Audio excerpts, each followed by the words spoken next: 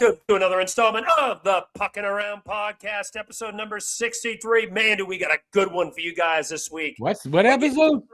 Episode number 6. Oh, I'm sorry, episode 93. Flyer was 63.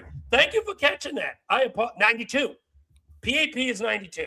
I'm 93. sorry. Oh, no, that's wrong up there. It's 92. I got to fix that. 92. 93. I was in Flyer okay, let's start over. Yesterday. Let's start over. Wait. Let's start over a second. I'll start. No, not I'll start. No, it's okay. We can leave this in. It is episode 93. 93. Take 2. Let's go again. Just continue. It is episode 92. 93. 8 away from the historic episode 100 landmark. We're going to be talking about that soon, folks. So keep an eye on that. When episode 100, probably around episode 94, 95 gets here, we're going to be talking about this a little bit. What we're going to be doing for our big live show, episode 100. It'll probably be in early February sometime. So not quite here yet, but keep an eye on that, folks. We got some exciting stuff we're going to be announcing in the near future for that. But tonight, we got a fantastic show for you guys. We're going to be talking about goalies, and more goalies. Who's been hot, who's been not. And then Naughty, myself, Eric, and Rick are going to bring some other topics to the table that we're going to be going a little more in depth about. But we're going to keep those last topics a bit of a secret just to keep you guys on your toes. But with that being said, let's introduce the Fabulous Four Posse tonight. Starting with the man right above him. You know him, you love him. From the Have Normal Podcast, Matt Nortiega Norton. Salud! You said salud. You there? I said salud. Oh, salud. Sorry. I misheard. I didn't hear you. My apologies. It was This feels like a Habs game when they start poorly, and this feels just like that. Oh, so you're comparing me to the Habs? No, all of us. Not you. I'm not focusing. Good Lord, this is going to shit. Oh, God. What are those nights? How about we introduce the man in the bubble in the middle of the screen? Also from the Have Normals group, you know him, you love him this season. Old veteran, Rick Seligman. Slags. Hey. See, I said seasoned veteran, too. I didn't want to put you in a bad line. I'm just an old man. Yeah, aging like fine wine, my friend. You know, looking day over. I don't like wine. I don't like wine. Does that mean I don't like myself then? Listen, you're going to have to taste my future father-in-law's wine. It is damn good. He makes it homemade, TLC. Naughty can vouch for this. He's had it. Oh, my God. He can vouch. It is the best wine I've ever had in my life. It's better than the store brand crap that you get. His wine, he goes TLC, he ferments it, he double and triple cleans it out, makes sure that he does everything good, lets it, just age for a year, sometimes a year and a half, just to get to the right level of taste. Fantastic. You know why? Because you can serve no wine before it's time. Give you some snaps for that one. Parmesan wines. No, listen, that's Parmesan wines. That was Orson Welles. Come on, you guys, you got to get older or something. Is that before my time? You guys got to get older somehow. Before all of our times, except for Rick. Rick was kind of at the tail end. Yeah. Old man yells at cloud. That's all that told me. That's me. Orson Welles was awesome. Awesome. I am not too familiar with his work, but I will take you gentlemen's word for it. You know the War of the Worlds? The War of the Worlds. That's Orson Welles. Oh, okay. All right. Fair enough there. Okay, I know War of the Worlds. Yeah. And Citizen Kane. Radio show way back in the day scared the shit out of everybody. Yeah, that did. Because he was that good, though. Like, that's how good he was. Everyone thought it was real. Think they're actually, we're going to war with aliens. Yep. And last but not least, he is from the Flyer podcast, the man with the best beard north of the border. You know, you love him, Mr. Eric Martino. Ears hurt, man. My ears hurt. Don't do that. To quote Nordy, salut. Salute. Listen, I Chet Luchenko pick flashbacks there, and I kind of just needed to imitate that a little bit. But anyway, let's get right into this. So the episode that we're going to be talking about is goalies, goalies, goalies. Goalies. Goalies. The good and the bad. So goaltending in the NHL right now has been pretty much a big staple in the NHL. As we all know, scoring has gone up in this league. Scoring has significantly increased over the last few years. It is not any coincidence as the talent in the younger players and the younger man's league has come in. Scoring has been more of a premium, at least over the last 7 or 8 years. So having a good goaltender, you need to go far in this. And what we have here to our bottom right-hand corner is the goalies with the best goals above expected. So, gentlemen, Nordy, let me start with you here. What do you take from the list right now from at least some of the names that you see here? What stands out to you more than anything? Actually, yeah, sorry about that. My mic is muted. First and foremost, I think that that number 3 guy there kind of proves our argument that we had with Cam the other day in the group chat about why Jeremy Swayman really should be the hard candidate for the Bruins if you're gonna pick a guy, because he's really the reason that why they are where they are. He's been sincere. And that's not to take anything away from Morgan Geekie. He's been phenomenal, but I don't think he's gonna keep up that goal scoring pace. And I've watched a lot of Bruins games where if Jeremy Swayman wasn't in net, the Bruins would have given up about like 7-8 goals. He's stolen a majority of the games he's played in. Just straight up stolen them. There's been games where the Bruins just weren't playing well, but he stood on his head. So yeah, because that's the only way they could be where they are at. No, I mean it really is. Like other than that, I mean even the other night they beat the Devils 4-1. I was at the game, but there were times where the Bruins were hemmed in their own zone and he had to stand on his head. And I'm like, yeah, that's just what the Bruins are. They reminds me of the kind of the Habs teams later in Price's career where he basically kept them in games. Like he was the only reason at times. Yeah. It kind of reminds me of that a little bit, if that makes sense.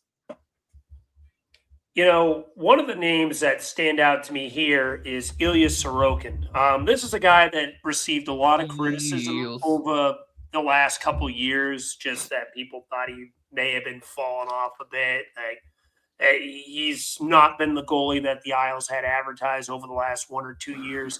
This year, man, he's been their knight in shining armor. He has completely turned his game around. He's been a big part of why the Islanders, I believe right now, are in a wild card spot. If they're not, they're right outside. I believe they're in a wild card spot. I think they're right now. In the free spot. I'm sorry.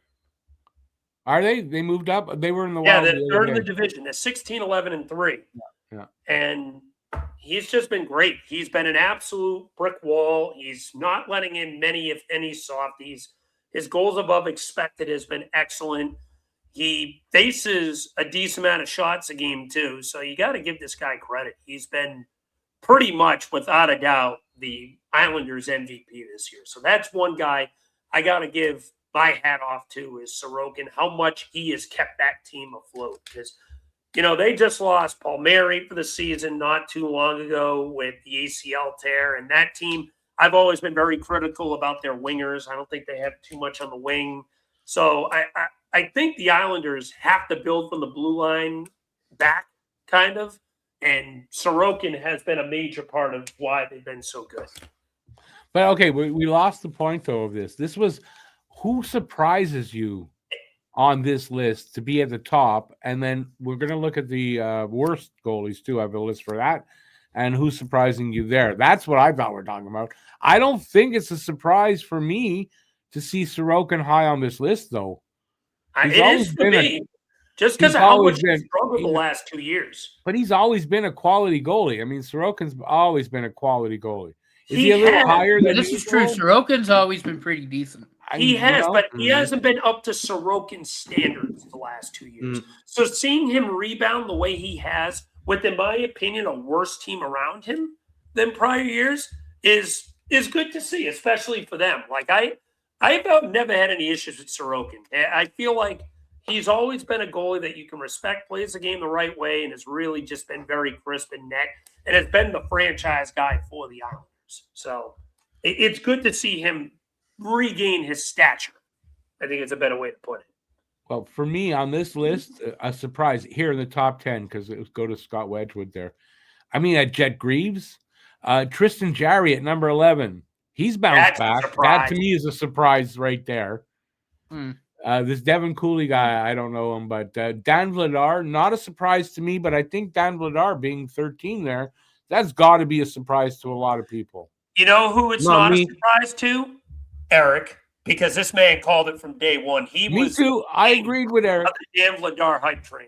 Eric had it 100% right, and I agreed with him in that. I was directing, but I agreed.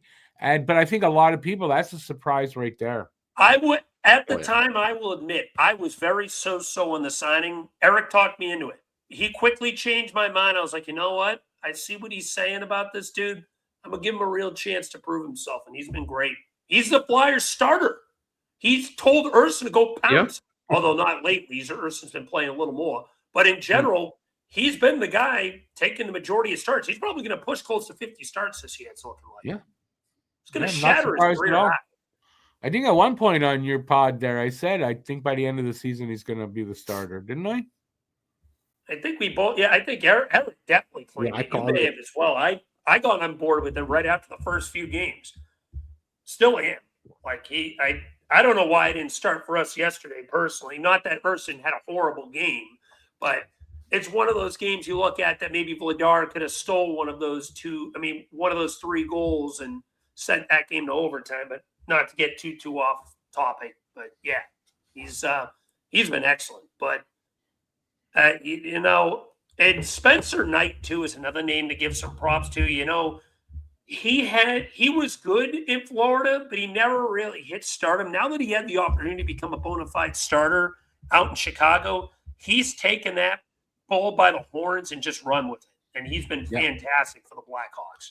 He's been absolutely great there. That's a team that's still in the process and in the building phase, but they have taken the next step in their rebuild. And Chicago looks like a much better team than they've been the last few years. And he's a big part of that. Look, Chicago's gonna go where Connor Bedard takes them, and he's reached that next level. Oh, for sure. And He's the you most can see- important player on that team.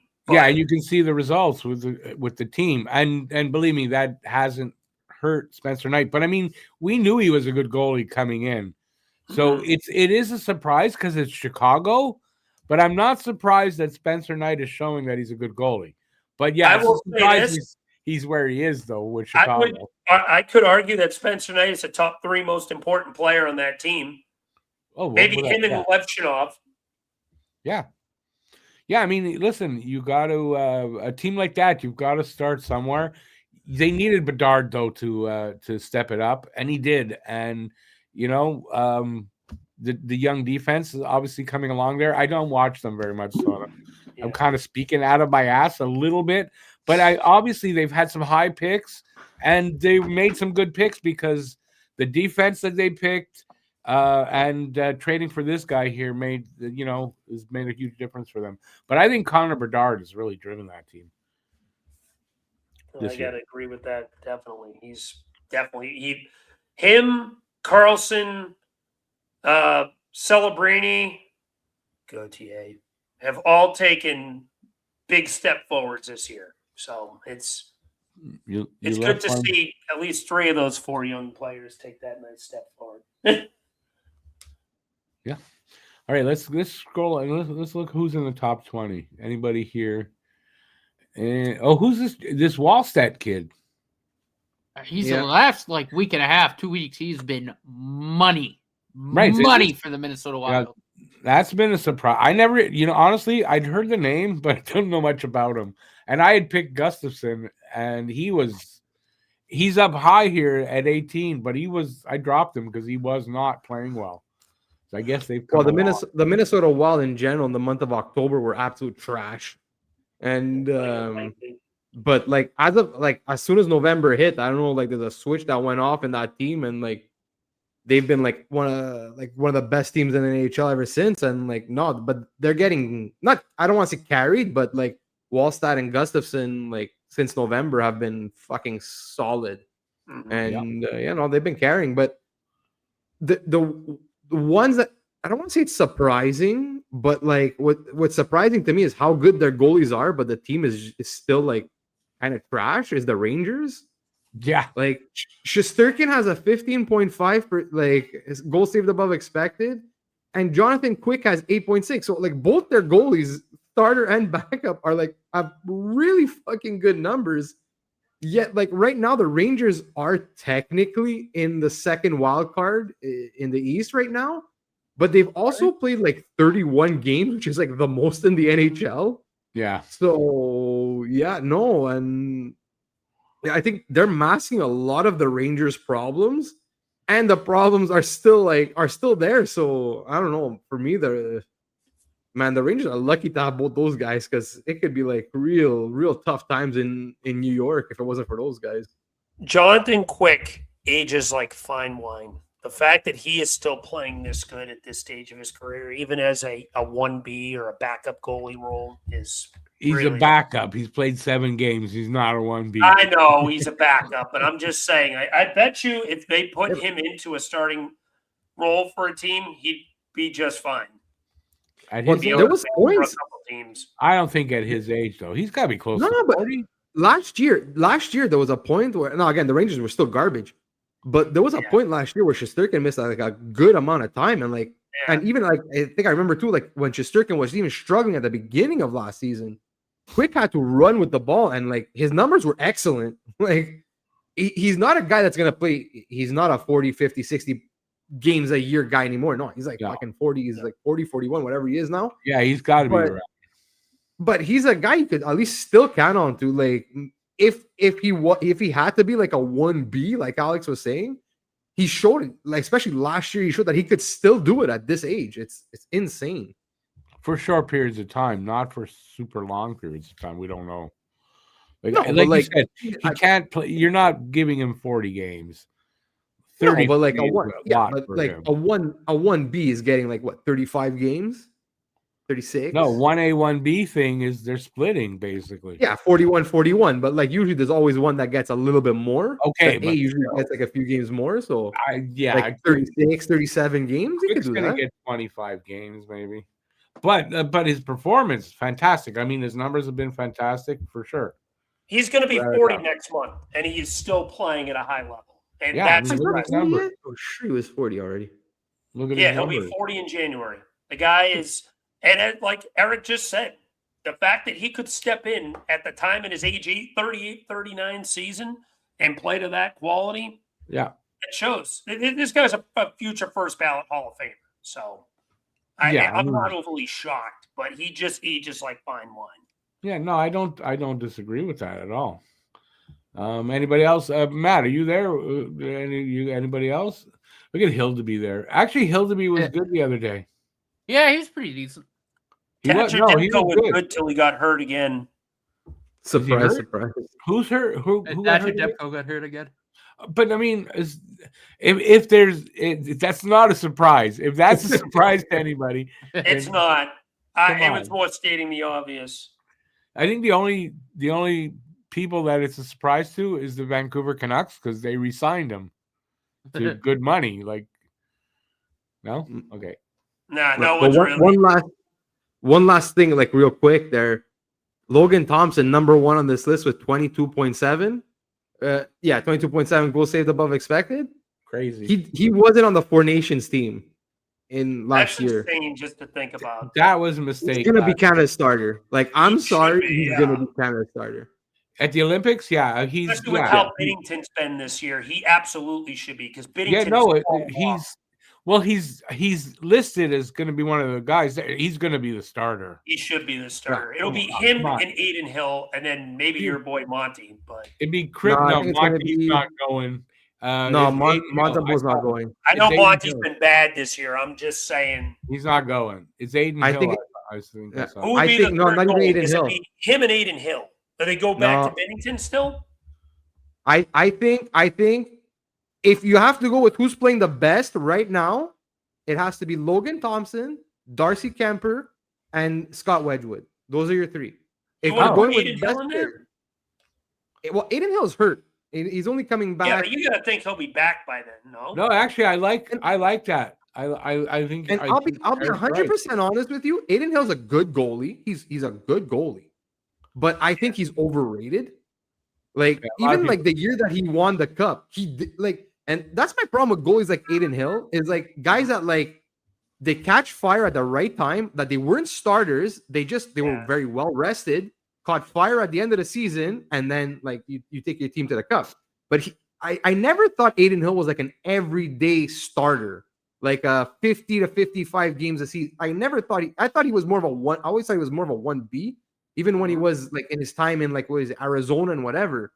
Like I never considered him like a true starter. So that's why for me, it's like, okay, like you're gonna put Aiden Hill on the team for what? Like, if you want to make him your 3 over Scott Wedgwood, fine. But like, I'm sorry, it has to be Logan Thompson and Darcy Kemper as your 1-2 for sure. Like, come on. Yeah, Let's no, get serious. I think that makes sense. I like that. Yeah. I mean, I'm on board with Kemper.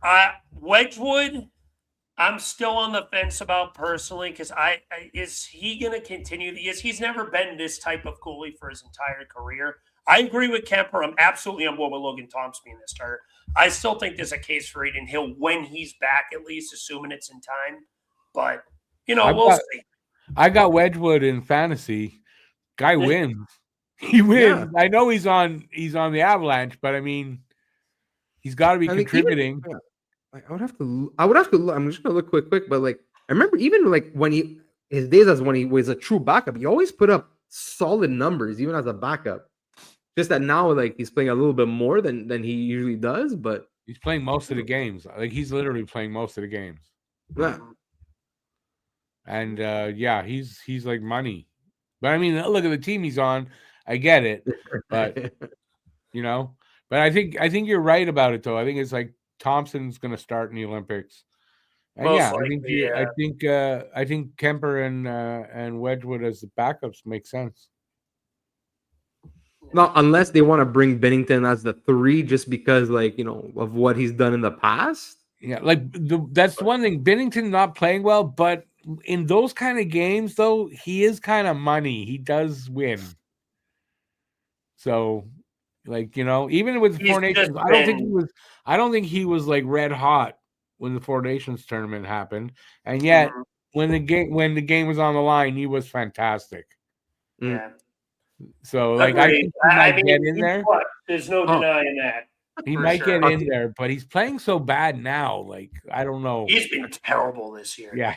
Why don't we look at the other end of this? Speaking of bad goalies, let's get that up. Hang on, I got that, but let me load it up over here because I put it in the wrong spot. So give me. I'm going to give you a name.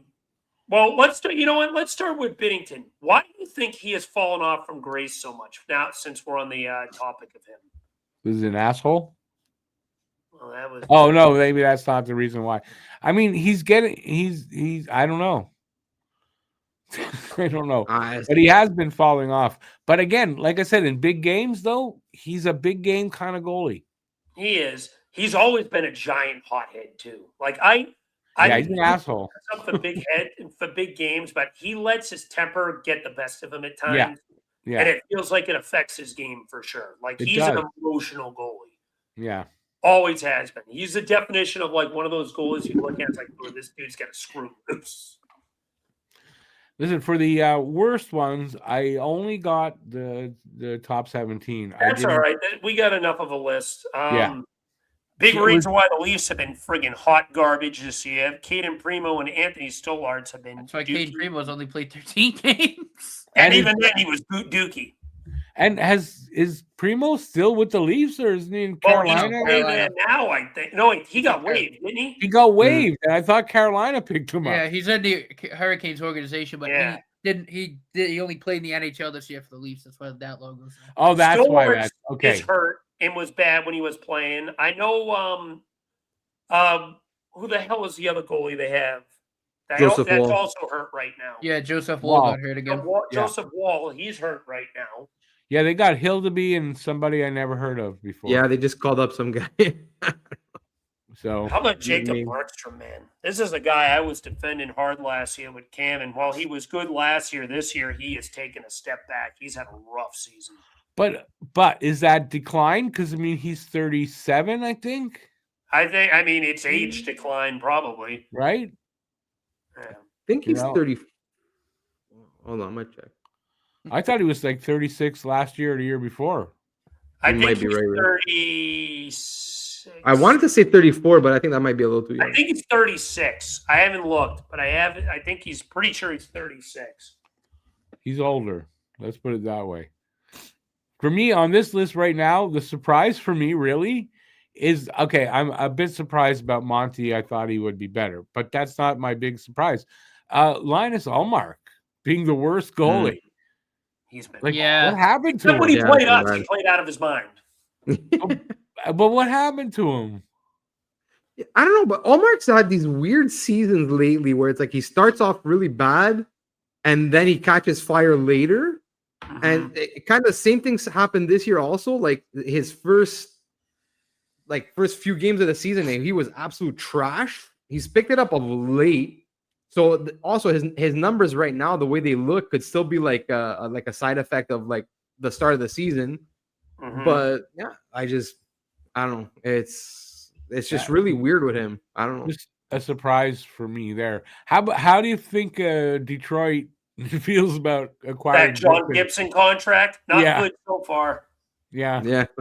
The Yzer scam strikes again. Yeah, like is it that, or has he got no luck anymore? Like I'm surprised. Gibson's I mean, been trade for a another guy goalie that then dealt with his share of injuries. I wouldn't be surprised if the injuries are starting to catch up to him at his age. must be. He's in his mid-30s. He's got to be close to it. I think he's like 32, 33. Give or take. I think so. Yeah, I mean, yeah, they don't have the age there. Do they have it on the other one? No, they don't have their ages. 32. He's 32. He'll be 33 in July. So he's with the amount of games that he's played and how dinged up he is for his career. Like, yeah, he could be in decline. It could be just the injury and the wear and tear. Very similar to Thatcher Demko. What injury? Corpusalo, who Cam was raving about last year. He's been poop. Well, he's dropped back to where you'd expect. He's been back to his Ottawa days, realistically. Yeah. We expect. There's one guy in this list I'm kind of bummed about because there's one guy. He's a Massachusetts native that I actually always root for because actually the boss of my job has a pretty cool connection with this guy in real life because his son actually takes his goalie camp, and that's Joey Decord. I'm a little surprised to see his struggles too.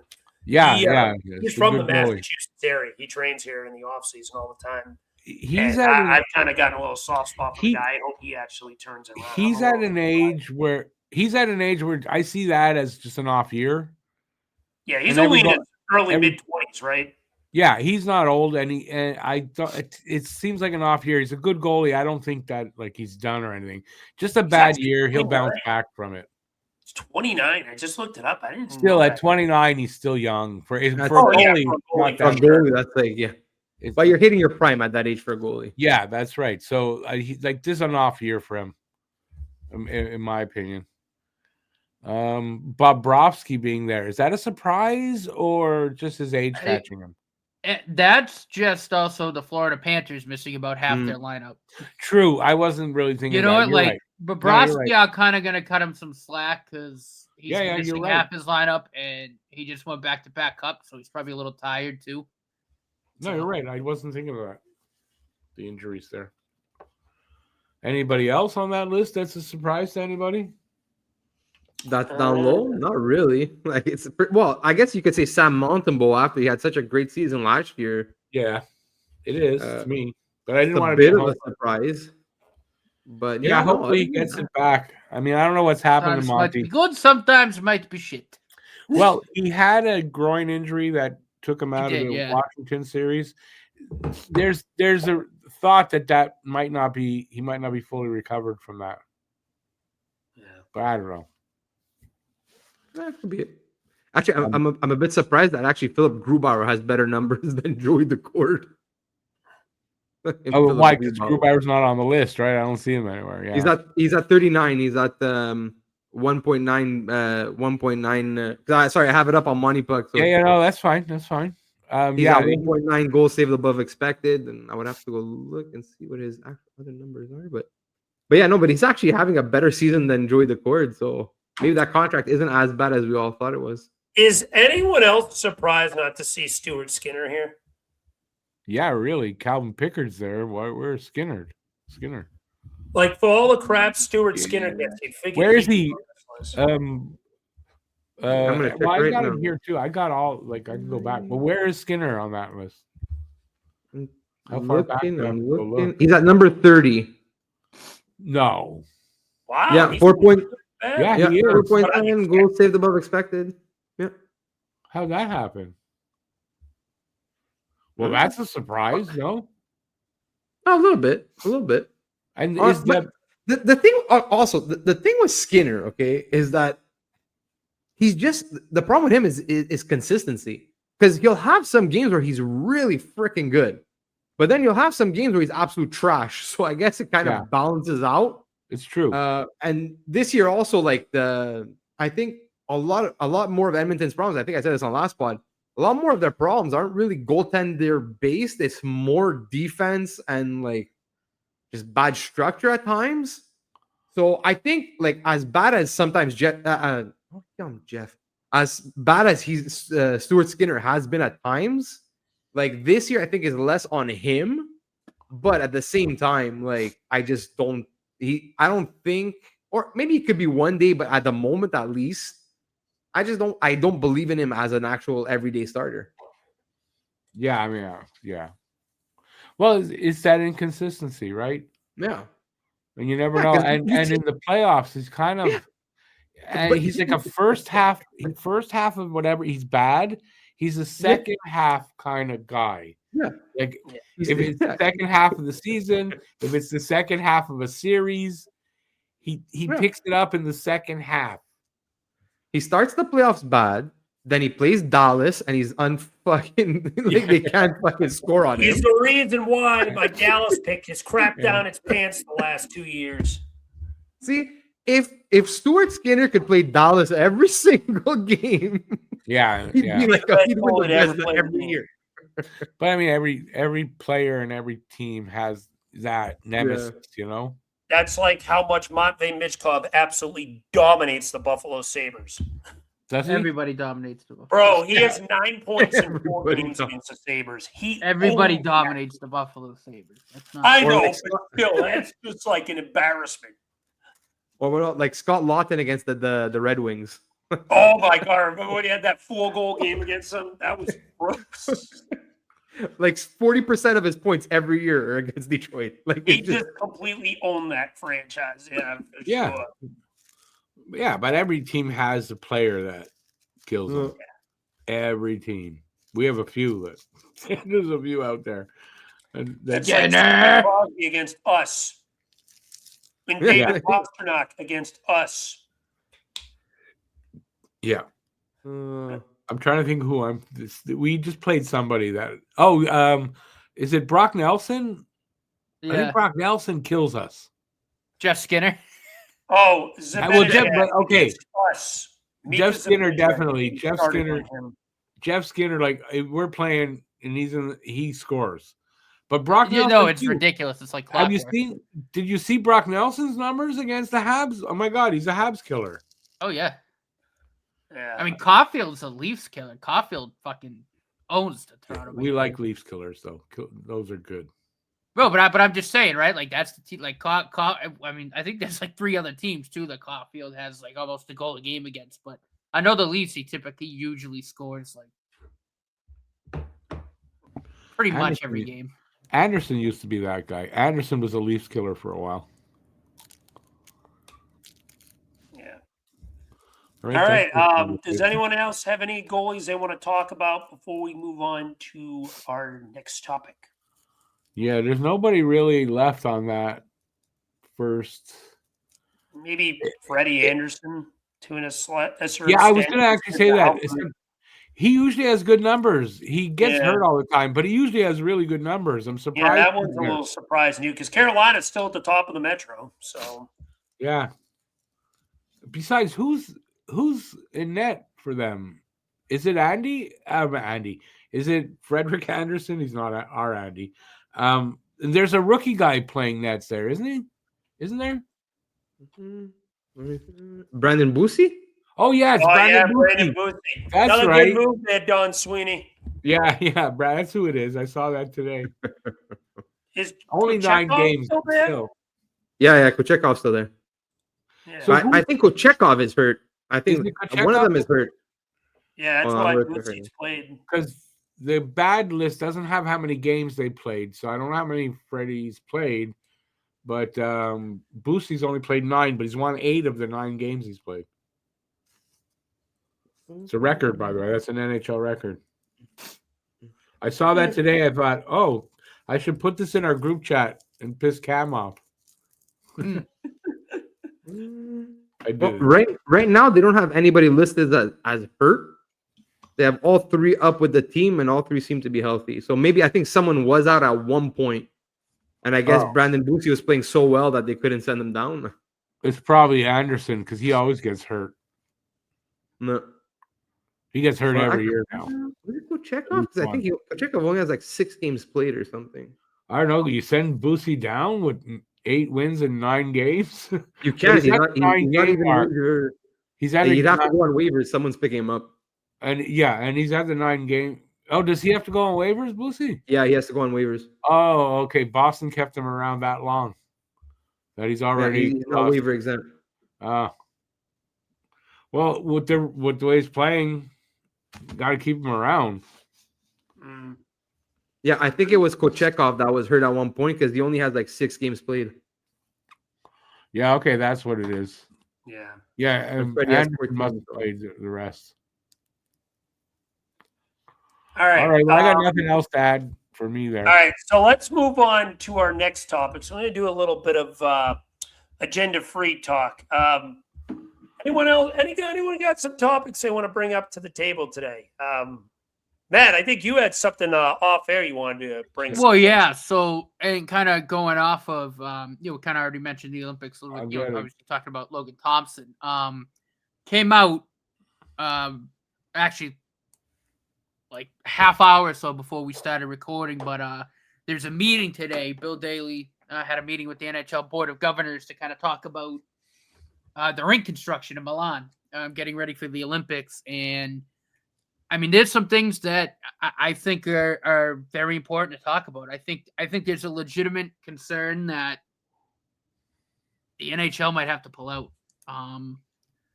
The biggest thing, because I don't really think the ice dimensions really matter that much. You're only talking 3.5 feet lengthwise, but the big issue is now it looks like the arena won't be finished with construction until February 2nd. The first hockey game's on February 5th. Oh, Jesus. Really? Yeah. So that immediately, again, I work in the construction industry, the building materials industry. And yeah, that's massive red flag. To me, that sets off alarm bells because, again, not saying this would happen, but that's when a deadline kind of like that, things can get overlooked. People rush like that. That raises a lot of concern for me, and they're also not going to have adequate time to really test it. So I agree. I don't know. But let me ask you this, Nord. Do you think they end up pulling out? What do you think ends up happening? So I think it's still a very, very low probability. But I'm not going to say it's 0. I do think depending on, what it looks like when it's done, what the ice looks like, I think in sometime in January, I think the beginning of January, they're going to have a few test games there to kind of see how it plays. But like I said, the fact of the matter to me is they're going to have to rush finishing this. And when you're building stuff in any construction, the second you have to rush stuff, things get overlooked. Things can be kind of put together haphazardly. Corners can get cut. And again, I'm not saying this is going to be the case at all, but that was my first concern when I read this. And when you're constructing a venue to host the Olympic Games, to host Olympic hockey, and you're going to have tens of thousands of spectators in and out of that arena on a daily basis, and all these teams, these players, I think it's a legitimate safety concern. The fact that this rink's going to have to get rushed to be done in time. Yeah, the ice might be bad, and players can hurt themselves on bad ice. So, Well- what's the weather going to be like there in February anyway? Because I know their seasons are obviously different from ours. I'm not going to act like I know. No, I how mean the it'll weather be cold, works but in again, Italy. the weather's not. That's not the issue. The issue is. Well, I is know gonna be usually warm weather the leaves a construction choppy ice, integrity though. of the rink of the arena. That's good. That's going to be the big issue because they're going to have to rush to finish this now. So one good thing, if the NHL pulls out, they won't get pregnant. But Bill Well, Daly there did is say one that. He said if positive the is players everyone- don't feel safe playing on the ice, then they'll drop That's out a of the legitimate Olympics. Yeah, concern. but that's it. Yeah. That's a legitimate concern. I So will listen, say, I got if that does end up happening and the NHL players pull out, you'll probably get more of the junior players running it. So it would be a cool opportunity to see a lot of the younger junior guys showcase themselves in the Olympic stage. So I doubt it would be junior players. What my guess, and they probably do this anyway, but there's probably like a contingent roster with non-NHL players for like obviously the big 5 countries. They're gonna have pretty much all NHLers. yeah, They like the probably have Spangler backup Cup, rosters in case this happens. And like that the way they can Spangler still Cup send it to- guys. the Right, Spang- but if exactly. they're those not kind going of to be guys. in the NHL, where are you going to pull Actually, them? Rick, that's a good call. I bet you dollars to donuts. They're probably gonna have the Spangler Cup guys on standby just in case. That'd be probably Something the like easiest that. way to do it. Yeah. Yeah, there's a few versions. There's a few Team Canada versions for different tournaments. So one of them is probably on standby. Oh yeah. So let me ask you this: No, I had something to ask. all right, go say your point real quick.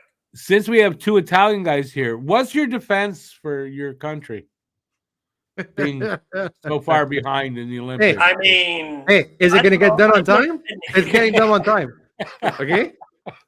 It's With still going to Mir- get done on time. Literally 2 days to spare before they have to start playing hockey. 3 days. Listen, Okay, Sorry. on When time. does the Olympics start? The 5th? Yeah, It's going to be done by the 2nd. It's going to be done. yeah, worry it'll about be it. done. Don't worry about it. It's It'll done. be Don't worry done. about Don't it. worry about it. Don't worry Capiche? about it. You have to test. gonna be a What do you have sunroof to in it. test? What do you have to test? Don't worry about it. It's gonna be Put a good. sunroof It's in gonna it. be They good say on screw it. We're not gonna put up the goal. rest Good of the old roof. fashioned hockey there. Are you questioning the integrity of Quit Italian tapping your ass if construction? you think otherwise. We are. What are you gonna do about it? We've Don't make been me building get my since the New York fucking Rangers, Romans. Okay? We know how to build stadiums. Don't worry about your ice. Yeah, Roman construction was It'll be beautiful. fantastic. But I don't know about The this. Coliseum still standing. Is it still standing, Rick? It's still Yeah. standing. Huh? Don't worry, we're going to threaten everyone to make sure they're good, too. If they say that it ain't safe, we'll make sure it's safe. The fact Yeah, of what it are ain't. you gonna do about it? Forget In all about it. seriousness, though, Forget about it. listen, in all seriousness, I do think they are going to get this done in time. My question is, They will, but the issue is they're gonna have to rush it now. And like I said, No, working I in get that what you're industry saying. myself, that raises alarm bells because that's when well, corners no, can I get cut. agree. Like, You know, and you could run into some hazards serious and rushing problems. and cutting corners to get this done is obviously concerning. My question is, if they end up pulling out and going to backup rosters, where are they going to be pulling these rosters from if it's not from the NHL? Every Well, I just every like Rick, I country thought has- makes a good point. You have your Spangler Cup teams, yeah, every country but they has probably have guys on standby Yeah. just in case. everybody They every probably do it. country- They honestly probably do it in the background, like every Olympics. Mm-hmm. I mean, obviously the NHL hasn't been in the Olympics in a while, but I'm sure even back when they were in the Olympics consistently, they probably had backups on standby because you just never know. Every But big- I think Rick makes a good point. I think you're probably going to have the Yeah. Spangler Cup guys on standby just in case. I think you'll probably have, you might have some other guys that maybe play in maybe some of the European leagues could be on standby again. But yeah. it's not a. It's not a. I don't think it's a huge chance that they would drop out, but it's definitely not zero. And I kind of, again, like you just read Bill Daly's comments. That's kind of what it kind of sounds like to me. Like probably not. It's not likely, but it's definitely not impossible. You know what I mean? Put a percent on it. I'd probably say 5 to 10. I think it's a very small percentage, but it's there. And again, for good reason, because they're not going to be they're going to have, I think, 1 or 2 games to properly test it. And and it's let still me going to be ask under this, construction Cody. while they're doing that, which is kind of a safety thing. But You know So what do I mean? you think is going to be the biggest hurdle to getting this done in time? I mean, I don't know. I haven't seen what it looks like right now. I haven't seen any plans, nor will I ever. But like, I don't know. I don't know what's held it up this long. It was supposed to be done in the middle of November, and they were supposed to have a test tournament this month. And To that's test it to obviously make not sure. happening. We're in And it's not December even just the now. ice surface. Like I said, you got to think about the fans that are going to be there. You got to make sure that, you know, the concessions, the bathrooms, all that. You need to make sure that that's going to work for an Olympic event because, like I said, I mean, it's pretty much the whole, you know, all whatever it is, 2.5, 3 weeks of the Olympics. There's always going to be hockey on. There's going to be things going on at that arena. So if you can't properly even test it to make sure it'll hold up to that and make sure, you know, because the thing too is when you test it, if a problem comes up, you know, you typically have time to fix it. They're not going to have much time at all if something. No. You can't You know get what I that mean? done. Which again is the big concern. It'd You be can't pretty, get that done in 3 days and properly test to see if the issue has been fixed. No. it'll be pretty shitty if there's no bathrooms too if they don't work. What Pretty there, shitty. but That's a like I shitty said, right situation. now you're rushing it. What if, you know, someone cuts corners on the plumbing or whatever? So, you know, like there's just things that could go wrong because they're going to have to try to rush to finish Or this. God forbid someone cuts corner on the infrastructure of the place too. Like Well, that's I a big think the structure itself is pretty much done, but you know, obviously that's just a small part of it. Then you have to have electricians go in, you have to have plumbers go in. Like it's more than just the main structure. The main structure I think is fine, but then you have to go in, you have to build the ice, you have to have plumbers come in, you know, do the bathrooms, do the locker rooms, the showers, all of that. The electricians have to go in to wire it all up. Like it's a lot of work, and you know, I don't know why there was this much of a delay, but you know, that's just what it is. But I think it's a major concern right now. Agreed. Well, I do as well. Does anyone else have anything else to add on that? Well, just quick, like we're talking about like contingency, if like you know, if the ice is not ready, if the ice is not great, whatever. You know, Switzerland is like an hour away, right? Like Well, right. I mean, that's obviously, another option. Like I'm just saying, like if the ice is not playable, or at least if like because one thing that I had heard is apparently there's 2 dates. I think it's the 11th and 12th of February, where there's supposed to be like 5 games per day back to back, and that's also a big concern that I heard. Like, is the ice gonna be able to uphold that many games in a day? well, right. So, And again, it if goes you back to have- they have to rush to complete this. So is that yeah, but that's what I'm saying. Like you have, you know like, they 'cause- get you know do they have time to make sure that the ice will be adequate for that? Like I don't think so. but that's what I'm saying is you have Switzerland right there. Like Switzerland has, No, yeah, absolutely. I'm sure has a bunch of hockey rinks. You know, like even if you have to split it up, like even if like let's say the ice is ready, but like we're like, yeah, I don't know if we want to have 5 games in here per day. So okay, let's like have like 2 or 3 here, and then let's split another 2 somewhere else. Like I'm sure like the IOC or whatever must have some kind of plan in the back of their minds, being like, okay, like we can't just like hope in a prayer that everything works out. You know, like we have to have some kind of like plan because even And the NHL, like sure look, they do. Because Yeah. I don't think I mean you just can't go into an event the scale of the Olympic Games, summer, winter, whatever it is, and not have contingencies in place because Yeah. again, But, just a massive scale of the Olympics. But a logistical nightmare. If you Yeah, have, I mean it is, right? And again, too, you think about electrical, like, you know, if they rush to do that and you know someone, you know, kind of miswires something or there's an issue with electrical, what if the lights go out during the game and they can't get the power back on? Right. And then now you're delaying, right? Like say that happens and you have like 4 games scheduled that day. All right. Well, now you're delaying every single one of the games because you have a power. You know what I mean? Like there's just a lot of things that have I think a decent chance of going wrong, or maybe even less than decent, but there's still a chance.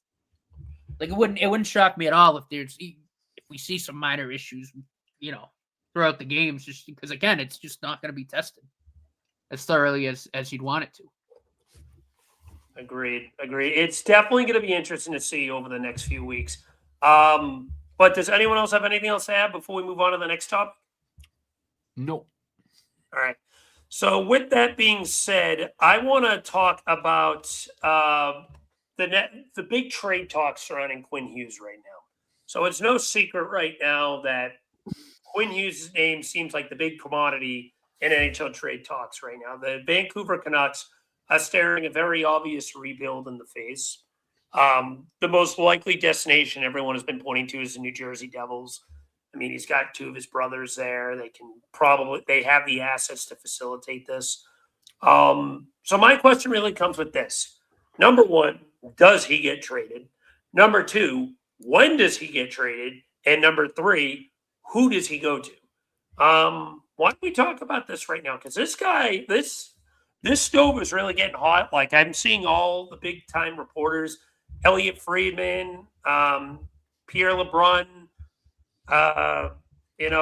I've seen a lot of these guys just been coming out. Darren Drager, all been talking about Quinn Hughes' names being brought up quite a bit in the hot stove.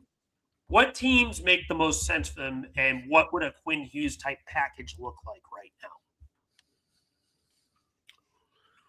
Big package. You want to start this one, Eric? Yeah, sure, no problem. Quinn Hughes is gonna be a Philadelphia Flyer. Oh, I know.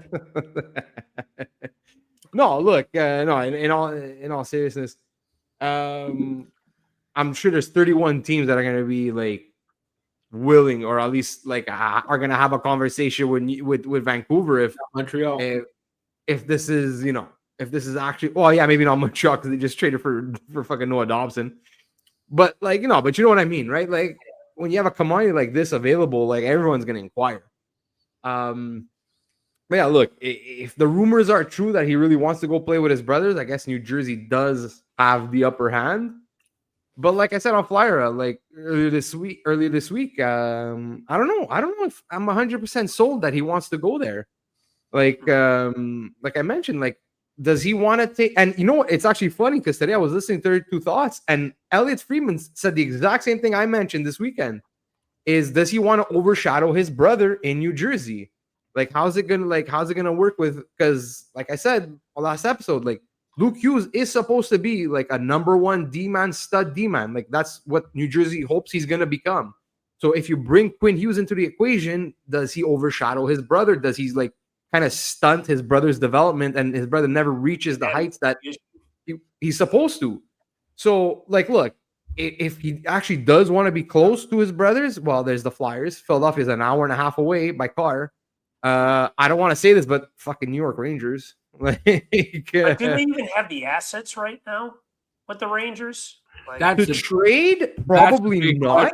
That's a big question because you got to ask what teams have the assets to like New Jersey, Detroit, and Philadelphia in that order, probably the three most likely destinations just based off of assets and need.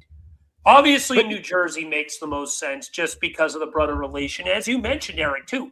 Will it stunt Luke Hughes' development? I personally have been one of the biggest critics of Luke Hughes. I think he's one of the most overrated players in the NHL. No disrespect to the guy. I'm not saying he's bad. I'm saying he's overrated. Then you bring in a guy like Quinn. That's going to stunt this dude. He's going to have a bit of a roadblock having to do that. Now, what would a New Jersey package look like? Dawson Mercer, Dougie Hamilton, are you moving some picks? Do they try to knock on the door of a guy like Heishier? Probably not, but I think Mercer and Hamilton would be the most likely cogs to move in a trade like that. I mean, I know Devils fans around the world would love to get rid of Andre Palat, but I don't think that would be the guy that they would have interest with. They would want to get younger, maybe even a Simon Nemec. Like, that's a young defenseman that would make sense for a team like Vancouver, and you get a replacement guy. Probably never going to hit the level of Quinn Hughes, but at least you get a young defenseman coming back. Dawson Mercer is still pretty young. I think he's only like, 25, I want to say. Yeah, he's not old. Okay. So like that's a winger that makes sense going back. But the thing is, I've heard, is Vancouver's looking for center help. That's where Detroit comes into play quite a bit. Good luck. Yeah, I don't have any faith in Yzerman doing this correctly. But yeah, but okay, like, sorry, just quick. Even like, and I heard that too. You know what? Oh, but Detroit has the centers to give up. Mm-hmm. But now the centers that they would give up, either Nate Danielson or Marco Kasper, these are guys that they're supposed to be building with. So now, if you get rid of them to bring in Hughes, then you have nothing in up front. Yeah. So it's Are you like, going to move Larkin? And Larkin's pushing 30. He's not exactly a rebuild type of guy. He's more of a win now type of center to acquire. So, yeah, because honestly, for me, because a lot of people are saying Detroit, like that. It's Philly, Detroit. Those are like New Jersey, obviously. But like, if I'm Quinn Hughes, like, I'm sorry, like, I look at Detroit's roster and I'm like, and I see like the way things are going, like these guys that they drafted are just not really developing at like. And now, even if Detroit has to give up a Danielson or a Marco Casper to get him, now you're minusing even more from the whatever pool that they built up. Like, do you look at that team and be like, yeah, this team in a year or two is going to be super competitive and I could win a cup there? Like, fuck, no, like, no. So that's why I honestly, like, I think it really comes down to, I really think it's going to come down to New Jersey or Philadelphia, because we have the assets. yeah. Huh? Would No, Detroit but like be willing to move Axel Sandin Palika? But maybe, but like I said, if The they name really I do was want to kind of spend it, thinking of, Sandine Pellica actually. yeah, but kinda a makes lot of the sense trade, going a forward. lot of the trade rumors or whatever I've been hearing it coming out of the, like, a package of Detroit would be Pellica and one of Marco Casper and Nate Danielson. Yeah. So now you're moving to, because who are they going to trade off the roster that's even worth half a damn? Mhm. Like, honestly, like, what, you're gonna JT Confer, like Andrew Kopp? Like, are these like needle movers? Like, no. So if Detroit actually wants to put out like an actual competitive offer, it has to be like a Pellica and a Danielson, Pellica and Marco Casper. So now you're taking two pieces away from Detroit that they're pretty much banking on to take this team to the next level. Yes, you're gonna get a Quinn Hughes, awesome. So like, he's gonna be, let's say, what maybe Pellica would have been, maybe. Yeah. But now you're minus another center in Detroit. So like, and that's what I'm saying. I'm like, then if you're Quinn Hughes and you're looking at this situation, you're like, well, then why would I fucking stay there? Why would I even go there?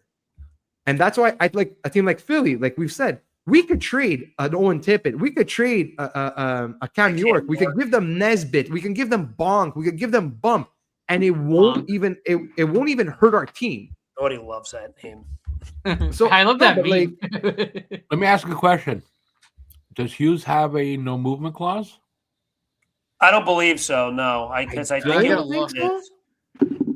And even if might. he did, this is what the discussion is coming up towards: is them talking if he wants to go. I know he could control where he wants to go if he has a no movement, but at the same time, would he want to waste another year and a half in Vancouver if he's already made his decision of wanting to leave? Like that's where it really comes down to. I don't think he does, because he signed that contract when he was younger. Let me take a look. I'm looking. Hughes doesn't No, say. but that's it. Like, so, but even if he choose, I do not see a no movement clause. Me on neither. This. I don't see a clause. No. Yeah, so he doesn't have control of where he wants to go, at least for the time being. There's nothing. But again, Now, a good point is whoever trades for him is going to give up a lot. So, yeah. are Now, you willing to trade for him if he's not willing to sign there? So that's where the fun question comes in. Mm. Can you entice this guy to re-sign on July 1st? And is this guy going to even be traded before July 1st? I feel like there's more smoke coming out each and every day that it's going to be at least before the deadline. It might even be after the holidays, the way this is going, because this is a fire that's really starting to spread a little bit. Now, here's the thing with Quinn Hughes. People say that they're going to get a haul. They are going to get a pretty damn good package, but I don't think they're going to get the haul that Vancouver fans believe. No. For example, I'm seeing Vancouver fans scream with us, "Oh, if you want Quinn Hughes, you're going to have to move Mitch Martone." That's not happening. You don't have the leverage, especially for a guy like this who wants out. If this was just a regular hockey trade where you had some leverage, this could be a trade that could sound a little more realistic, but you don't have it. You're not getting a dollar on the dollar. You're going to get maybe 60, 65 cents. You're just trying to get a half-decent package for this guy. Depends. Are you going to keep pride and just say, "Oh, well, we just don't want, we're going to lose him for nothing just to show we don't get bullied. No, then that's just malpractice. That's how you get a general manager fired and a team to turn on you. But So if they can do a sign and trade, they Could might be. get more, right? that could happen too. You can't until July 1st. True. Personally, I think this is a lot more likely to be a July 1st plus trade still, even with the ongoing smoke. But I don't believe I feel like my odds have shifted a little bit. Like before, I gave it like a 90% July 1st trade because that gives you the opportunity, obviously, for extension. Now I'm kind of closer to 75%. I do think there is more of a chance that this could happen after the holidays, January, February.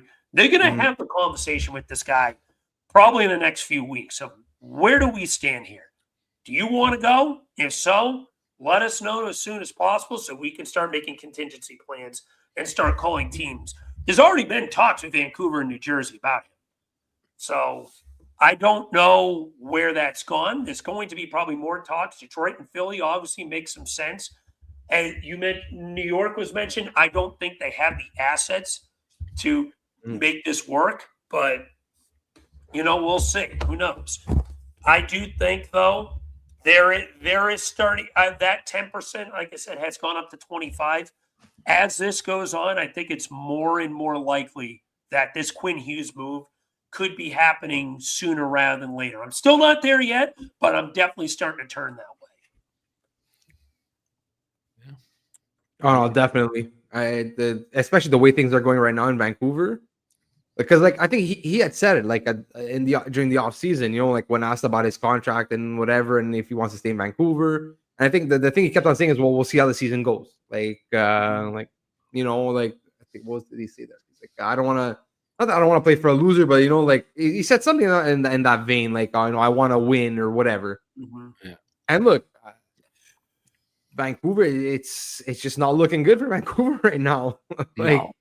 They've made some, honestly, and we've questioned some of the moves that they've made, even the off season and whatnot. And you're like, it just doesn't seem like it's going in the right direction over there. And like I said, also why I give Philly a little bit of an upper hand. Well, maybe not upper hand over New Jersey, but Vancouver also is one of those teams. I don't think they're going to go into a rebuild.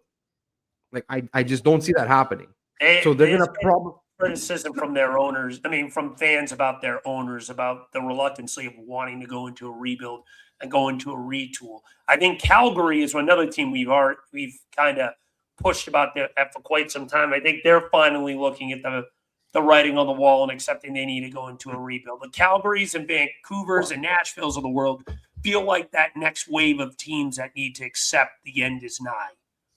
Yeah, and I'm sorry. So if they honestly don't think that they're gonna go into a rebuild, well then you look at the Flyers and you're like, okay, well if we can get an Owen Tippett, if we can get a Cam York, these are guys that could help me now, that can make my team competitive or at least somewhat competitive now. Whereas if a package from Detroit is just futures, hey, okay, how does this help me now? That's why New Jersey also, if New Jersey's, again, trades like Nemec and Mercer, these are guys that can help them now.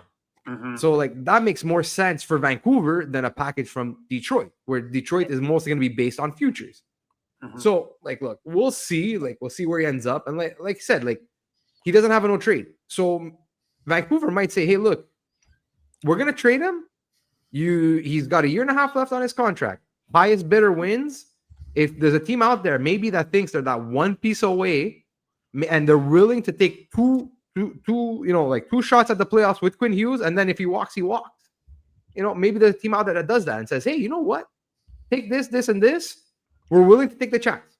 So who knows? It might be some random team that we do not expect that makes that trade for him.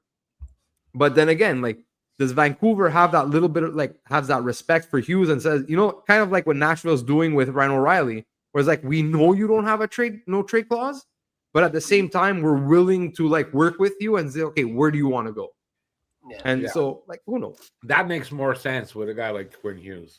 Now, let me ask you guys this. Do you guys have any dark horse teams that haven't been mentioned? Really, we got our main three, but who else would be a team that would make sense? Man, that is a good freaking question. Yeah, I'm trying to think right now of a team that's. I'm trying to think who has the I assets. got a team that has a fuck ton of centers. I don't know where they stand right now because I really just can't understand the direction of the team I'm about to bring up. But what about the Seattle Kraken? They have so many damn centers. And that would be a team I feel like you could point to. Now, the issue is they're within the same division. So you got the division Yeah, taps there. not So happening. I don't know how likely that would be. But Unlikely. I mean, interdivision trades aren't unheard of. We've But seen. but a player of that of that caliber. Yeah, I no, don't know about that's that. fair. That's fair. I mean, you look at some of these trades that have happened in recent memory. Mikko Rantanen eventually ended up back in the Central after they played hot potato in Carolina.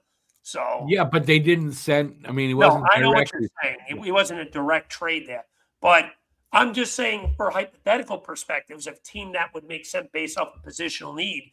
Seattle's got centers out the ass.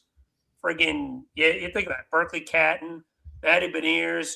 Now they added Jake O'Brien. McCabe is still there. Like, what are you going to do with this abundance of? And then you also have Shane Wright still there too. Like, it's a lot of centers, and only so many guys can play down the middle. So that could be a team that makes some sense. So just based off of need, at least. I don't know how realistic it is that they trade them within the division, but I don't think. does anyone else have a dark horse? I have 3 teams that I'm just looking at the list right now, like that I could see maybe, but again, like if it's like I said, where you're only getting him just because you think you can have 2 runs with him, and then he walks. Now I don't. That's why I don't know if those teams then would make sense. But like I'm looking at someone like Columbus, like Chicago, like Utah. These teams are teams that are just coming out of rebuilds that have a ton of assets, a ton of young players, and that they would have like things to offer. Look, Columbus, look, Kent Johnson's having a bit of a rough season this year. Now he had a great season last year. So could like a Kent Johnson like entice Vancouver? Like maybe a Kent Johnson and a defensive prospect and whatever. Like, but they have or Chinnikov, like Kent Johnson and Chinnikov. Something like a pack, like teams like that have the assets that if they would want to make a trade for Hughes, they could. Problem is, are these teams willing to take the chance that you might only have 1 or 2 runs with him? And that's the issue. Like honestly, like Chicago, they have assets to trade for Quinn Hughes, and Quinn Hughes would look great on that back end for the next 10 years. I mean, Levchinov, that's terrifying to think about. But is Quinn Hughes willing to go to Chicago and say, okay, well, now we still need 1, maybe 2 more years, and then we're gonna be fine. And then but now you're in the Midwest, and it's like, well, I'm not really close to my brother, so at this point, like, why would I stay here? Like, I don't know. So like those are 3, and same thing with Utah, right? Same thing, like same situation like Chicago. Well, maybe like a bit far further advanced in their rebuild, but I don't know. But again, like, would Hughes want to stay there? And that's the issue. Yeah, that would be. Chicago's an interesting one for sure. Like, that's a team that's getting close to trying to make that big step forward of where they want to be soon. Like, they feel like a team that's maybe 2 years out from really pushing. And they made a big stride this year. San Jose as well, not to the stride that Anaheim made, but those 2 teams took their first big step in where they want to be long term. So definitely keep an eye on those 2. I mean, I don't know if San Jose would make sense. They definitely need a true defenseman, but would they be willing to move one of their really good prospects, like a Will Smith or something along those lines? Again, in the division, not likely, but definitely a team that, at least in terms of young talent and position need, it can make sense. I don't know. All right. I'm Does just anyone else have surprised- anything else to add to that? I got this question. Is anybody surprised he doesn't have, though, a no movement? Have you seen some of the people that have no movement clauses with Vancouver and he doesn't have one? Well, when did he sign that contract? How old was he when he did? I don't know. Oh, a That I while don't ago. know. So that might be I part of think it. that I think that's Right the after his contract he signed right after his ELC, ELC. I mean, he yeah, had to have been around maybe 22, probably. Yeah. 21, He's 22. 26 now. Yeah, you're probably right. Mm. So Still, that I'm could be part of surprised. it. He was just So they he didn't would expect have him been to- about 21, yeah. Not even a modified no trade. Like he's got no. Like I'm surprised. Yeah. Yeah. That's fine. But I have nothing else to add. All right. Does anyone else have any interesting topics to bring up tonight? No, I'm good. Honestly. Yeah, I got nothing. All right. So, with that being said, that is going to wrap it up for this episode of the Pucking Around podcast, our 93rd installment of such. Please, everyone, give us a like, comment, and subscribe. We appreciate each and every one of you. And if you have any topic suggestions for future episodes, or maybe an idea for what you want us to do for our big 100th episode that's coming up in about 2 months, please give us a holler. We'd love to hear it. And yeah, we've got a big countdown leading to that. 2 months away. So please, each and any topic ideas for our big live stream for episode 100, throw some ideas out there. We're getting close. So, and subscribe if you haven't already. yes, please. Each and every subscription you give us, we appreciate. Thank you so much. Help us get to our goal of at least 500 subscriptions so we can officially be monetized. We want to provide more than what we already do. And the best way we can do that is to get our big subscription goal. So please throw a sub, throw a like, leave some comments. Share our content with some other hockey fans. We love to have some new listeners just in general. We appreciate each and every one of you. But with that being said, that is going to wrap it up for this episode of the Pucking Around podcast.